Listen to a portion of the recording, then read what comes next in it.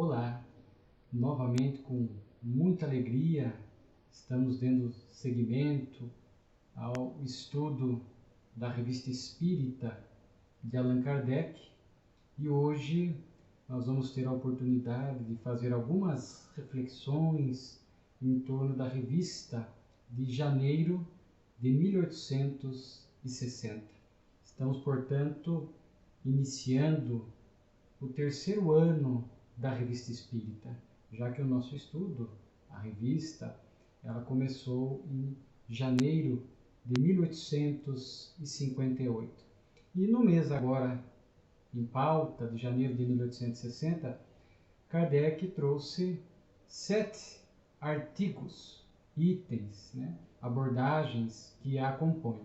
E nós vamos aqui seguindo a ordem que está inserida na revista e fazendo, durante os nossos comentários, a leitura de alguns trechos que achamos indispensáveis para que o nosso estudo acerca dessa tarefa do codificador possa ficar sempre profundo, para que possamos nos instruir com qualidade em torno do Espiritismo. Kardec inicia com um artigo intitulado O Espiritismo em 1860. Kardec começa nesse artigo já fazendo uma previsão de como seria o Espiritismo em 1860. E Kardec faz uma previsão de grande crescimento das ideias espíritas, em que pese os ataques. Então, este artigo, Kardec vai falar dos ataques que o Espiritismo vem recebendo, que não abalam o seu alicerce, haja vista que o Espiritismo é uma ideia racional, trabalha com a lógica, com a fé lógica, que é uma das grandes virtudes do Espiritismo, é nos apresentar esta fé racional. E estuda as leis da natureza, as leis divinas, que são verdades eternas e imutáveis, porque provém de Deus. Então, de acordo com essa característica do Espiritismo, naturalmente que ele viria para a Terra com a terceira revelação e encontraria muitos corações receptivos a esta ideia. Por isso, Kardec fala neste artigo que as ideias espíritas estão no ar. Portanto, naquela época, muito se falava do Espiritismo, não apenas dos fenômenos, mas também das ideias da imortalidade, do intercâmbio, da reencarnação, a lei de causa e efeito. E vamos ver neste artigo que Kardec vai apontar como um grande ponto central do Espiritismo é cuidar da vida futura, após a morte, e nos apresentar um conceito de felicidade diferente daquela apresentada por algumas religiões e pela doutrina materialista muito vigente, intensa àquela época.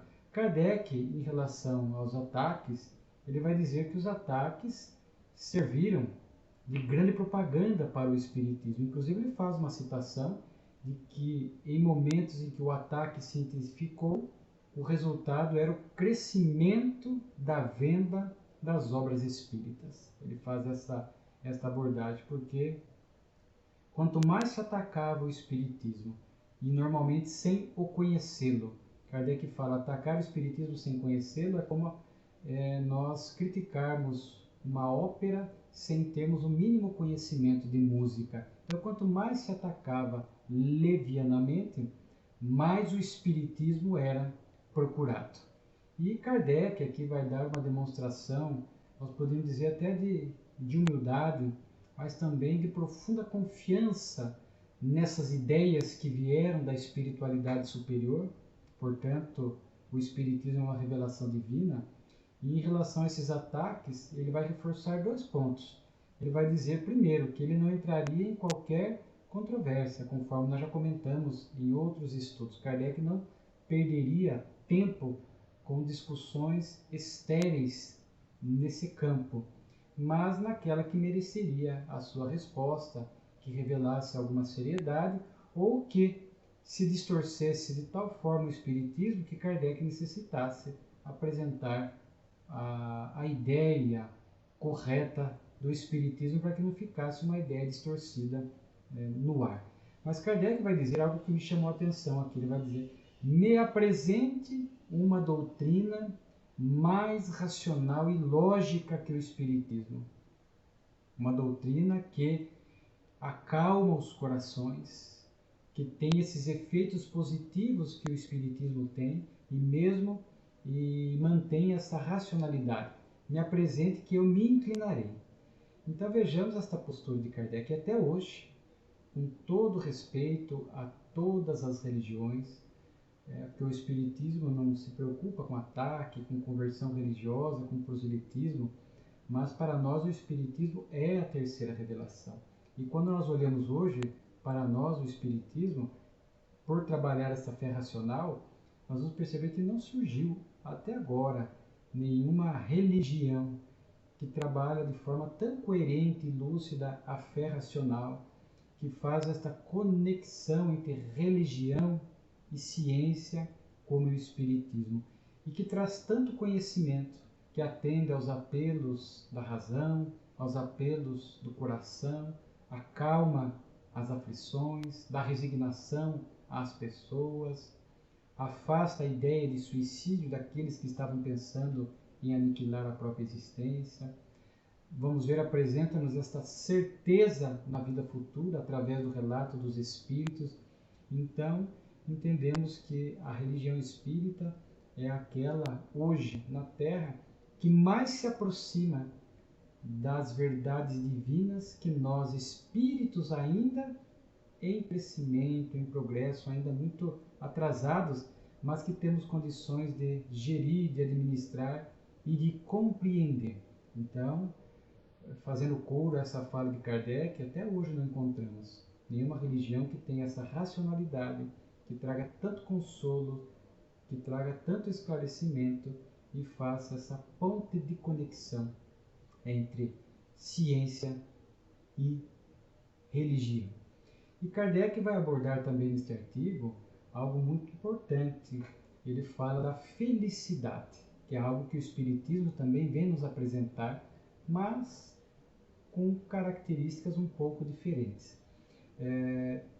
Kardec diz no texto que a incerteza e a dúvida é geradora de tormentos, de insegurança. Quanto mais dúvida, mais insegurança eu tenho em relação a determinado assunto, e aqui em particular ao nosso futuro espiritual após a morte, mais tormento me traz, porque ficamos a pensar se caminhamos mergulhados nessa obscuridade, nessa ignorância. O que vai me acontecer após a vida? Será que realmente a vida continua? Então, isso pode reforçar e muito a tese materialista, do nada após a morte, e uma felicidade muito pobre, muito distorcida, porque na incerteza do que vai me acontecer após a morte, eu tenho uma tendência a levar uma vida mais egoísta, mais preocupada apenas com os meus interesses, com as minhas dificuldades, sem que haja uma preocupação em cuidar do próximo, em vivenciar a caridade. Mas o Espiritismo vem dissipar esta incerteza, através da narrativa dos Espíritos, pelo canal da mediunidade. Eles vêm nos apresentar este habitat, o que nos aguarda, as leis universais que regem a nossa vida no mundo espiritual, lei de causa e efeito. Então agora já não há mais campo, após o Espiritismo, para incertezas. O Espiritismo avança profundamente nessa temática, inclusive com obras complementares após Kardec, de Chico Xavier, de Divaldo Franco, que vão explorar muito esta vida após a nossa desencarnação. Então, para nós agora é uma certeza, inclusive de que vamos colher aquilo que nós semeamos aqui durante a existência. Então, não há privilégio, não há milagre levar uma vida materialista, uma vida de omissão no bem, uma vida de vícios, de equívocos e achar que após a desencarnação nós não vamos colher os efeitos disso. E a partir deste momento nós passamos a ter uma compreensão mais profunda de felicidade. Felicidade para nós agora vai ter uma conotação mais de ordem espiritual, de ordem moral, não mais essa felicidade de cuidar do corpo, cuidar dos apelos da matéria, o prazer, o ter, a posse, que infelizmente ainda aflige muitos corações e muitas mentes na atualidade.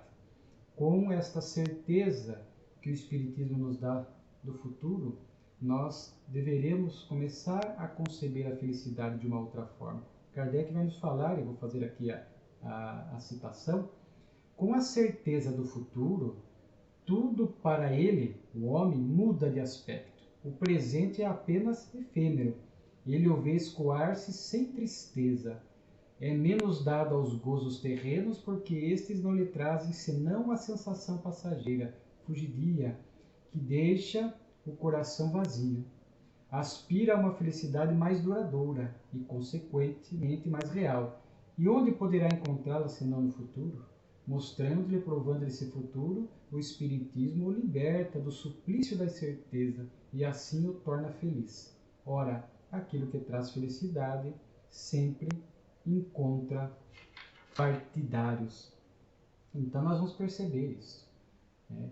Agora começamos a ter essa conotação de certeza com esta forma de buscar essa felicidade duradoura, ou seja, espiritual, de acordo com a nossa transformação moral, os sentimentos, as boas práticas no bem. É isso que nos torna verdadeiramente felizes.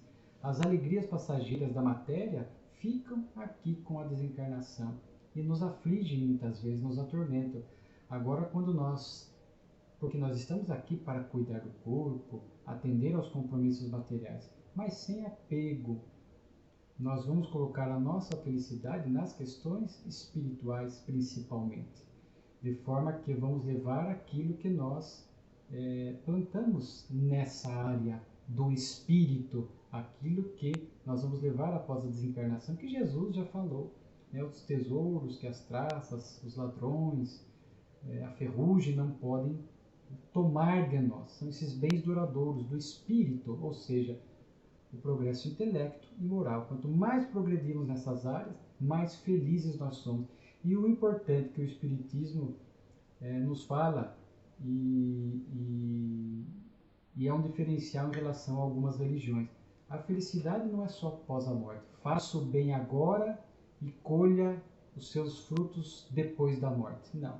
À medida que nós vamos praticando o bem, desde já, nós vamos sentindo uma alegria interior. Quando nós praticamos uma boa ação, uma caridade, socorremos alguém em sofrimento, ali de momento nós já sentimos uma felicidade por poder ter sido útil naquele momento. E à medida que vamos intensificando, ajudando cada vez mais, essa felicidade vai fazendo parte da nossa existência atual, ainda na Terra. E quando desencarnamos, vamos levar esses tesouros, essa felicidade, que continuaremos a desfrutar e com a possibilidade de ampliá-la do lado de lá, porque lá seguimos estudando e praticando bem no mundo espiritual.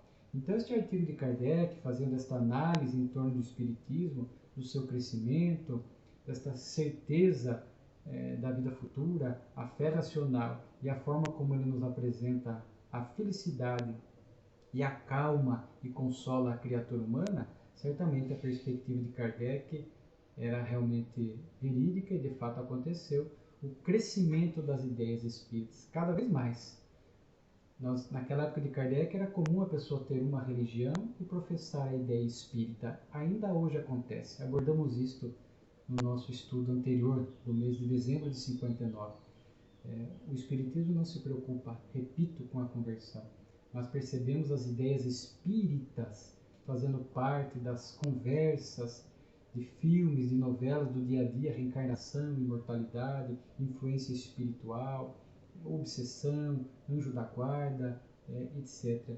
E muitas pessoas se sentem atraídas, acreditam nesta ideia. E muitas vêm buscar no Espiritismo esta convicção, essa certeza, essas leis imutáveis que provêm de Deus e que nos ajudam a encontrar esta verdadeira felicidade desde já, através das nossas ações, das nossas escolhas, dos nossos ideais. E Kardec traz um outro artigo chamado O Magnetismo perante a Academia. Aqui é interessante porque nós temos que ter essa noção de contexto. Repito, aquela época vivia-se um intenso materialismo na Europa e em outros pontos. Colocava-se em xeque a criação de Deus e as pessoas começavam a acreditar que não havia alma, que nós éramos apenas produto do corpo, do acaso, morreu, acaba tudo. Então Kardec muitas vezes fez questão de trazer na Revista Espírita notícias de que combatiam em alguma medida o materialismo. Então, qualquer conquista nessa área que falasse de espiritualidade, que falasse de espiritismo, que falasse de algo além da matéria, era muito bem-vindo para que a humanidade pudesse refletir um pouco sobre este algo a mais e pudesse se libertar deste conceito infeliz do materialismo. Então aqui Kardec traz, já havia trazido no passado, um artigo chamado O Magnetismo Reconhecido pelo Judiciário, onde uma pessoa, utilizando o magnetismo, portanto, recursos fluídicos que os olhos não podem ver, mas cujos efeitos estavam demonstrados, e a pessoa foi condenada, portanto, reconheceu-se que ela causou uma crise de nervos numa pessoa e condenou a pagar uma multa. Vejamos que é importante. Agora Kardec traz algo muito interessante, porque o magnetismo, repito, a grosso modo, falava desses fluidos que estão na natureza, que os espíritos também movimentam, que nós temos esses recursos fluídicos. O espiritismo ampliou esta visão.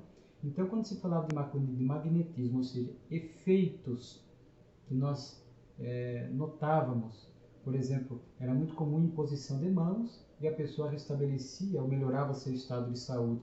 Ou seja, nós não víamos nada, mas a pessoa apresentava uma melhora, ou seja, então há algo além daquilo que nós podemos ver, além da prisão dos 5 sentidos. E isto era muito importante naquela época e vinha também para contribuir para a ideia espírita. Por que Kardec, quando nos apresentou o magnetismo em artigos anteriores, ele falava que o magnetismo que precedeu a religião espírita abriu caminho para o espiritismo, que tudo que veio para convidar a humanidade para um pensamento mais alto, além da matéria, vinha abrindo caminho para o espiritismo. Então Kardec fazia questão, e de fato era muito importante, sob a perspectiva doutrinária e histórica. Então Kardec traz esse artigo do magnetismo perante a academia, onde na verdade ele vai nos apresentar o hipnotismo. Ele fala até o hipnotismo como se fosse um filho, né, do magnetismo, um braço importante do magnetismo que nos convida a olhar além da matéria. E o texto é muito bonito, é longo, nós não vamos ler. Ele faz Kardec constrói aqui uma espécie de uma alegoria com as histórias, né, com o Olimpo grego, né, porque ele vai falar de Esculápio, o deus grego da medicina, e ele fala do magnetismo, né, que veio como se fosse dar um golpe em Esculápio, né, que trazia algo a mais além da medicina convencional. E aí aqui simbolicamente o magnetismo teve um filho, né, e o chamou de hipnotismo. Então Kardec nos apresenta este assunto, traz alguns textos daqui acadêmicos, médicos da época, né? Inclusive ele vai citar aqui o Dr. Bright e Paul Broca, né, que vão inserir o magnetismo nas cirurgias da época, porque percebeu-se que através do magnetismo as pessoas entravam em processo de transe e elas, portanto, ficavam em alguns momentos insensíveis à dor. Até hoje nós vemos ainda pessoas que utilizam o recurso do hipnotismo em procedimentos odontológicos, né? Por exemplo, para que a pessoa não sinta a dor do procedimento. Então é sempre um recurso adicional que escapa a essas questões da matéria e faz a pessoa dirigir o olhar para algo mais profundo, algo mais superior, que está além desta prisão da matéria. Então Kardec achou importante, de fato foi, a citação desse artigo, falando de magnetismo, falando de hipnotismo, porque eram conquistas importantes à época que iam minando as bases do materialismo e abrindo campo para o espiritualismo, para a crença na alma, e se a pessoa tivesse esse interesse, e aí buscar também o espiritismo, que não se confunde espiritismo com espiritualismo. Muitas religiões, ou quase todas, ou todas, são espiritualistas, que nos apresentam a alma, a vida que segue após a morte, cada um com as suas particularidades. E o espiritismo é uma religião espiritualista. Fala do espírito, da vida que segue, mas com informações pontuais, específicas, que caracterizam a religião espírita, a vida no mundo espiritual, as regiões do mundo espiritual, a reencarnação, que o difere de algumas religiões espiritualistas, né? Então não há por que confundir-se o termo. Kardec vai nos trazer aqui também algo importante, um artigo chamado Espírito de um lado, Corpo do outro.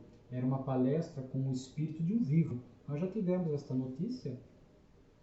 Era possível, Kardec fez essas experiências para coletar informações importantes para o espiritismo, de evocar pessoas vivas, encarnadas, que estavam em repouso, dormindo, e, portanto, o espírito liberto durante o sono atendia à evocação e respondia algumas perguntas. E neste caso aqui, a pessoa escreve uma carta a Kardec, né? Fala que o senhor Conde de R, e ele fala, já que muitas pessoas colocam o seu corpo após a morte à disposição das pesquisas da medicina, eu quero colocar a minha alma a serviço das pesquisas do espiritismo. Eu estou doente, tal dia, tal horário eu vou estar aqui recolhido, tenho ficado mais em casa por conta da doença, portanto me evoque, né? E ofereço, portanto, essa possibilidade. E Kardec vai evocá-lo. E aqui são várias perguntas. E é interessante que Kardec explora o seguinte ponto: como o espírito enxergava o mundo material, né? E nós, os encarnados. Então, em alguns momentos, Kardec vai fazer essas perguntas ao espírito, para ver, primeiro, como é que ele se sente, se ele tem noção de que está sendo evocado, que o corpo está em repouso. Então, são perguntas bem interessantes, né? E o espírito aqui, Kardec já chama atenção, quando Kardec pergunta assim: como tendes consciência de vossa individualidade aqui presente quando o vosso corpo está no leito? E ele diz assim: neste momento, o corpo me é simples acessório. Sou eu que aqui estou.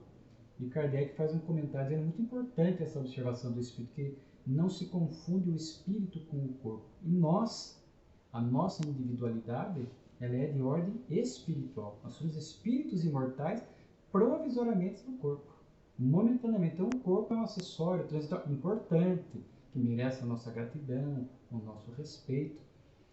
Mas ele é passageiro, ele é um instrumento, é uma vestimenta que o espírito se utiliza para a reencarnação, portanto, para o seu progresso.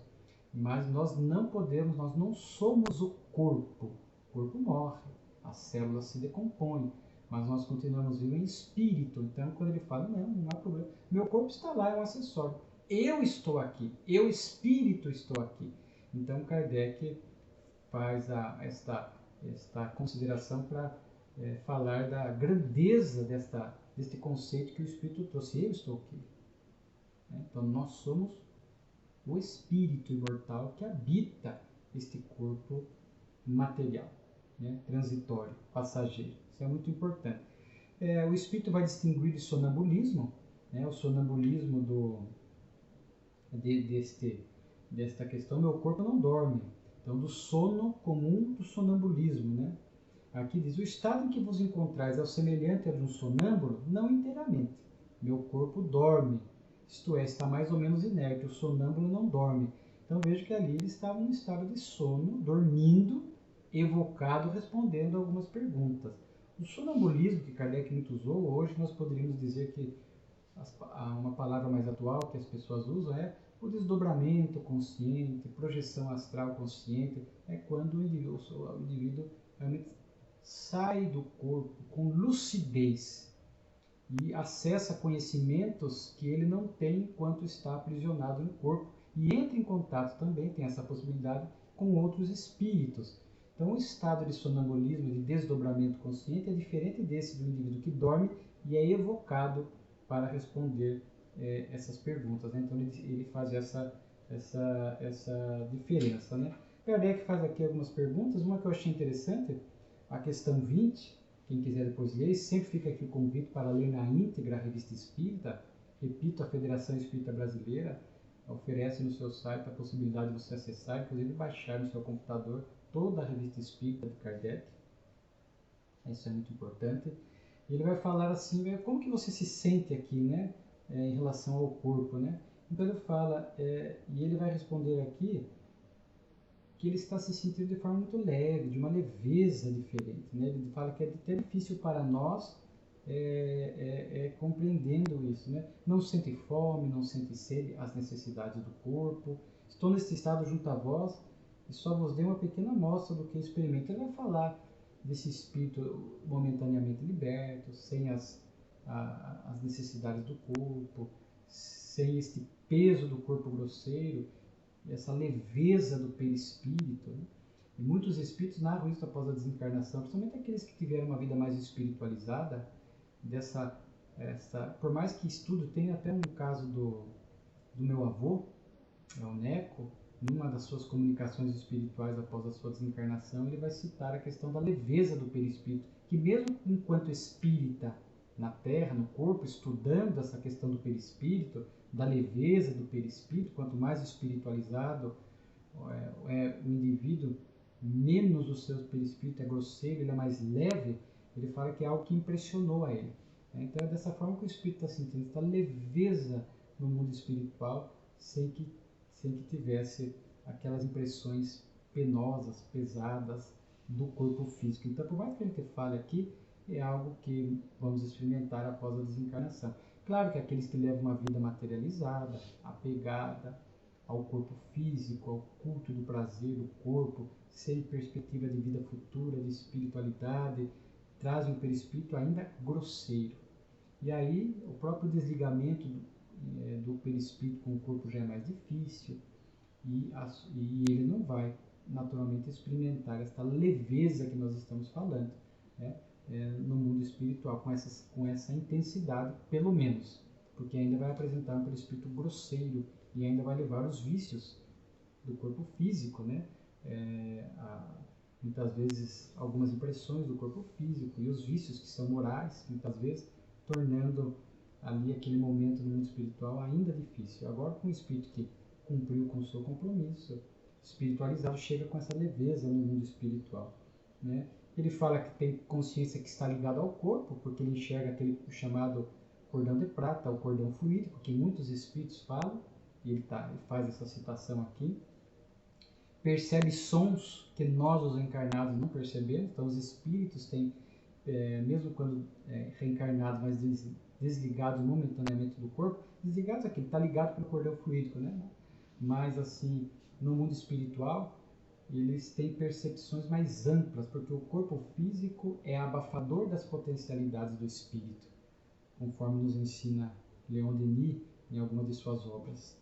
Então ele capta sons, odores, diz aqui, que nós, enquanto no corpo, não conseguimos captar, né? Então ele vai falar a respeito da mediunidade, porque eles estariam se utilizando de um médium para se comunicar.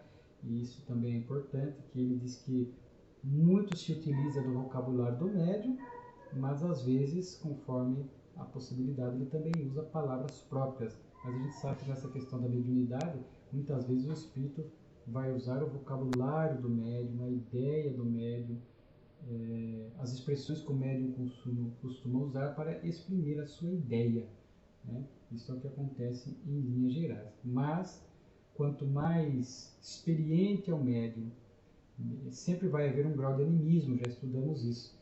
Menos ele interfere na comunicação, mais o espírito consegue colocar expressões e palavras que é do seu habitual. não do médium, né? Mas isso depende de experiência mediúnica, vivência mediúnica, estudo, né? Porque o bom médium é aquele que menos compromete a qualidade e o conteúdo da comunicação espiritual que ele recebe. Isso é só com o tempo, mesmo com a vivência, né? Então, e aí, essa foi a primeira evocação, são duas, e quando ele acordou no outro dia, é interessante que ele diz aqui, contou que tinha sonhado que se achava na sociedade parisiense, entre nós e o médium. Então, mesmo depois que ele acordou do sono, ele teve essa lembrança da evocação, né? E aqui outras perguntas, né, muito interessantes, vale a pena estudar. Ele captava o pensamento dos encarnados, né? Fala do perispírito, que enxerga o seu perispírito, o seu corpo espiritual, tem um livre-arbítrio mais amplo do que enquanto está no corpo. Então, muito interessante. Um outro artigo, Kardec chamou de conselhos de família. Neste artigo, Kardec vai transcrever 5 comunicações espirituais que foram dadas para uma família. Kardec, inclusive, lembra o quanto é importante a família que tem essa formação espírita e tem esse intercâmbio natural com a espiritualidade. Tem até um artigo que nós comentamos, chamado Uma Família Espírita, já faz alguns meses, de uma família cujo pai desencarnou e eles mantinham a confiança na imortalidade. Este pai vinha visitá-los, eles sentiam, recebiam comunicação do pai, sem nenhuma dependência, porque essa dependência é perniciosa. De forma que é muito bom quando a família tem esse conhecimento de que a vida segue, encara a morte sem este peso de uma perda, de um distanciamento definitivo, lida com o luto de outra forma. Então aqui é interessante porque Kardec traz esses conselhos de família que ele fala de um espírito que se comunica, familiar, que se comunicava habitualmente com uma família e trazia conselhos, né? Lembramos que nem tudo que provém do mundo espiritual é bom, tem que passar pelo crivo da razão. E aqui bem se vê que as comunicações citadas provêm de um espírito bondoso, que realmente quer ajudar e instruir a família. E é interessante que aqui ficou alerta para nós, né? Que são conselhos de família. Esses assuntos de ordem espiritual, moral, por exemplo, conversar sobre Deus, sobre Jesus, sobre a imortalidade da alma, sobre, para aqueles que são espíritos, sobre reencarnação e outros assuntos, sobre a prática do bem, as virtudes, é muito importante nos dias de hoje. Estes assuntos têm que fazer parte da convivência doméstica. Nesta era digital de hoje, os pais têm que encontrar ali esse tempo para o diálogo, para essa proximidade com os filhos e cuidar desses assuntos que são fundamentais no processo educacional. Quando te fala de processo educacional, essas questões de ordem moral e espiritual devem fazer parte. Não é só apenas as questões de ordem material, que uma ou outra fazem parte do processo educacional. Mas hoje os nossos filhos, com muita internet, com muita conexão, e educação é habilitar os nossos filhos para viver no mundo. E quando Kardec fala da educação, é esta arte de formar caracteres, bons valores. Então aqui são esses conselhos, são 5 evocações, comunicações. Nós nem temos condições de citar todas, mas alguns pontos são pontos que nós diríamos cruciais para que se converse em família, entre os companheiros, o casal, entre os pais e os filhos, entre os adultos que compõem uma família. Não é só de pais para filhos, mas é também assuntos que fazem parte. Por isso o Espiritismo também fala do Evangelho no lar, aquele dia e horário pré-estabelecido para orar em família, ler um texto evangélico, fazer um comentário, a água fluidificada, que são momentos importantes. Precisamos ter esses momentos de conversas de ordem superior, que tratam dessas questões vitais, conforme vimos neste estudo que estamos abordando agora, do primeiro texto, que citamos, da felicidade. Então os nossos filhos, os familiares, têm que saber que a felicidade não está na matéria, no prazer desgovernado, mas está nas aquisições espirituais e morais que vamos fazendo ao longo da reencarnação. Então aqui esse espírito que vai trazer conselhos, instruções e orientações à família. Aqui não é citada a família, qual família seria, mas ele fala de confiança em Deus. Será que nós conversamos em família sobre como é importante confiar em Deus, nos desígnios de Deus, que sabe o que é melhor para nós, para o nosso progresso? Muitas vezes nos acontecem coisas ruins que nós não queríamos, mas que faz parte do nosso passado espiritual, da reencarnação. E Deus permite porque é para o nosso amadurecimento, para o nosso despertamento, né? Nos instruirmos acerca das verdades eternas, as leis divinas. O Espiritismo trata enquanto leis morais da vida, na terceira parte de O Livro dos Espíritos, né? Aqui na comunicação fala a importância de distinguir o bem do mal. Para quê? Para praticar o bem e evitar o mal. O Livro dos Espíritos trata do bem e do mal, né? O bem é tudo aquilo que está em conformidade com as leis de Deus, que fala de amor, né? A lei de Deus é de amor. Então, tudo que nos aproxima do amor é o bem. Tudo que nos afasta do amor, da lei de Deus, é mal. Então, conversar com os nossos filhos, porque eles hoje sofrem muitas tentações externas, né? E às vezes têm dúvidas em entender o que está correto, incorreto, o que é bem, o que é o mal, o que pode ser feito, o que não pode.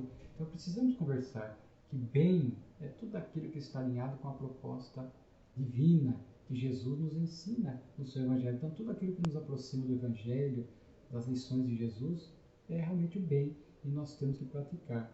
Aqui fala da união dos corações, né? É muito importante isso, né? Se aproximar, ser uma pessoa de bom trato, de boa convivência, fazendo um esforço para ter boa convivência com as pessoas, né? Nas relações humanas, a vida em sociedade. Fala de sermos ricos, mas aqui ricos espirituais. Ricos, diz aqui, de boas ações. Ensinar os nossos filhos a importância das boas ações. Levá-los a visitas caritativas que fazemos, às vezes a um asilo, a uma família, desde pequenino, para que eles possam ir aprendendo que a verdadeira riqueza é de ordem espiritual, né? Aqui, comunicação fala da calma e da reflexão diante dos desafios, para que o desânimo não venha tomar nós, né? Nos tomar, nos desanimar, abrindo porta para a depressão, para a obsessão. Então é muito importante, diante dos desafios da vida, mantermos a confiança em Deus, que já foi dita, a calma, buscarmos uma calma, refletir para não tomarmos decisões precipitadas que muitas vezes nos complicam os passos aqui na Terra. O Espírito fala, evocai os espíritos benevolentes, temos anjo da guarda, temos os guias espirituais da família, evocá-los através, diz ele aqui, de momentos de recolhimento. Será que nós criamos momentos de recolhimento para orar, silenciar um pouco a alma, para ouvir através da inspiração esses guias amigos que não vão fazer a tarefa por nós, mas vamos inspirar, nos fortalecer, né? Falar das crianças sobre morte. Aqui ele fala, inclusive usa um exemplo para explicar, aquele belo exemplo para a criança entender o que é o corpo, o que é o espírito, o que é a desencarnação. Fala aquela questão da borboleta e da lagarta, né? Essa transformação que acontece, né? A lagarta, que representa aqui essa vivência na terra, arrasta-se na terra, a lagarta é a vivência no corpo, aí vem aquela crisálida e depois a libertação da borboleta voando na direção da imortalidade. Então é uma bela imagem para a gente entender o corpo, a desencarnação e a libertação do espírito que segue vivo no mundo espiritual, o voo da borboleta, né? Então nos fala aqui de só realizarmos coisas úteis, né? Isso é muito importante. O homem de bem tem que estar sempre preocupado em realizar coisas úteis, ser útil no trabalho, ser útil na família, ser útil para a sociedade, ser útil no tempo religioso, colaborar, ter este espírito de dedicação, ter esta visão de coletividade, de interesse comum. Isso é muito importante nos dias de hoje, para que a gente não fique egoísta pensando só nos nossos problemas, ou às vezes só nos problemas da nossa família.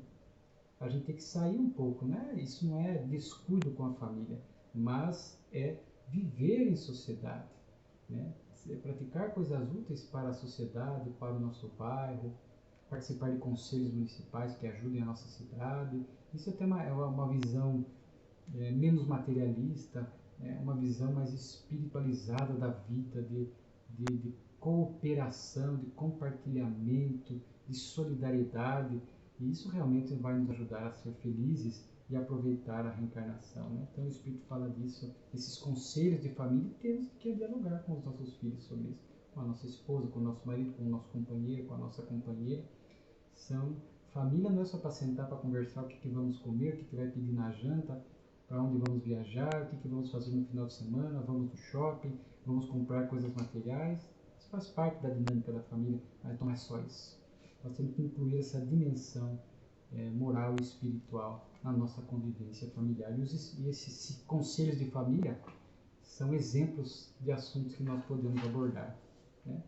E aqui depois tem um artigo chamado As Pedras de Java, que é apenas uma referência ao artigo que vimos em dezembro de 59, sobre aquela aventureira que foi evocada, né?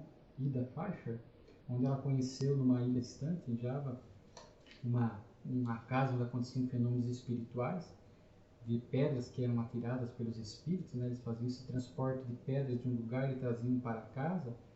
E então aqui é uma correspondência falando disso, do Sr. Jobard, que viria a se tornar um grande adepto da sociedade, um grande trabalhador espírita, o Sr. Jobard.